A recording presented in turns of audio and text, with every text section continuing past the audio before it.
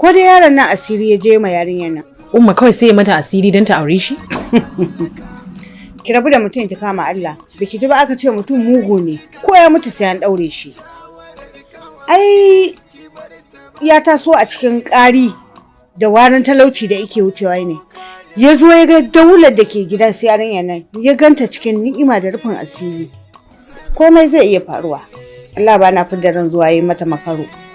Lallai kuwa, in dai haka ne wannan abu yayi kama da aikin asiri. Umma ya baki sani ba. Ni kadai nake ganin abin da nake gani. In fa ana magana Khalid, Yusra fita take daga hayyacinta. Wallahi yadda take son Khalid, ko iyayenta ba ta son saka. To, Tabija. To ai kuwa dole ne mu miƙe a tsaye mu ɗau mataki. Saboda idan aka bar yarinyar na asirin na ya gama ratsa jikinta, ba mu san abin da zai faru ba, kuma har mu ma ta je ta shafa mana jaraba.